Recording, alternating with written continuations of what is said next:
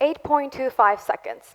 That's the apparent average attention span of humans today, evidently shorter than that of a goldfish. Don't tell me I've lost you already. Maybe I'll have to snap every 8 seconds to make sure I've got your attention. Social media is a massive and obvious cause of such a decline in the global attention span, but how so? It's this thing called the dopamine reward loop. Dopamine release creates a sense of pleasure and satisfaction when we experience or expect something rewarding. This trains our brain to seek and repeat the action we desire. And let's be honest, we've all told ourselves, last cat reel of the day.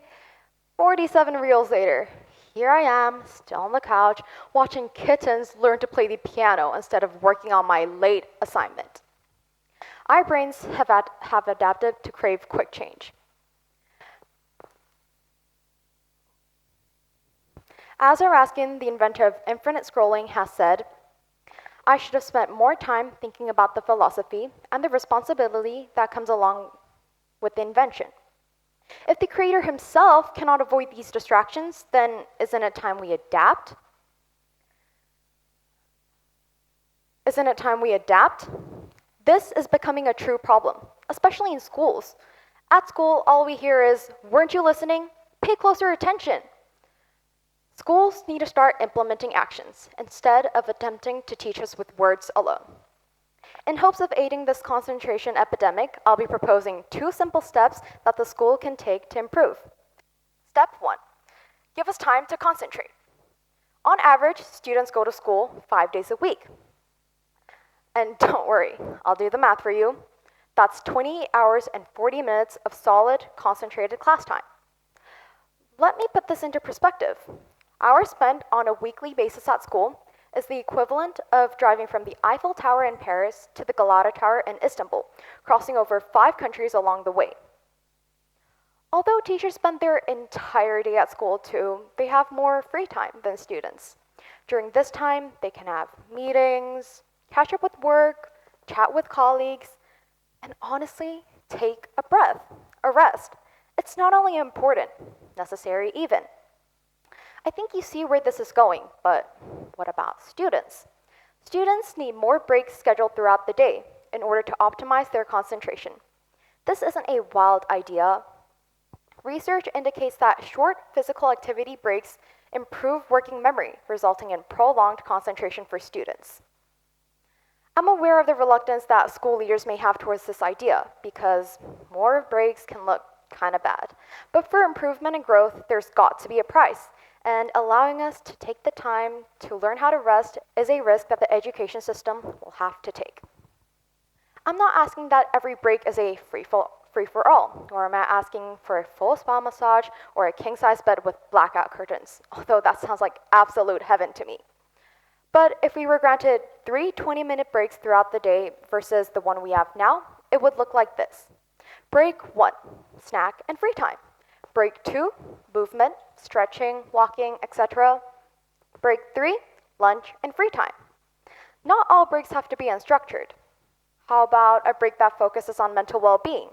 Perhaps a couple mandated meditation sessions each week would work?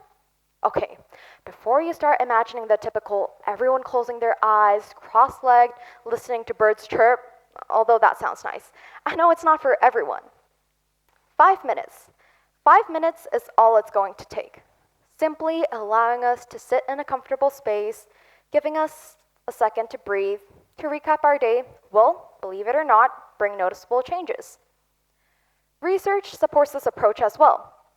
Studies by MIT and Cornell indicate that mindfulness enhances academic performance, especially reading comprehension and fluency. More importantly, it regulates emotions, so we be less hormonal roller coasters and more like engaged and controlled students. Step 2, train us. Our brain is a muscle, and much like athletes train to improve, and we go to the gym to see results, we need to start training our brains the same way. Why don't we spend just a small portion of our school day learning to train our minds? Simply demanding concentration, going through slide after slide, and shoving information into our brain will make no difference. Instead, we need to learn to approach our brain interactively and to refine the flaws that our brains have, because after all, they're living things that require care. Another thing, simple things like journaling will improve your focus.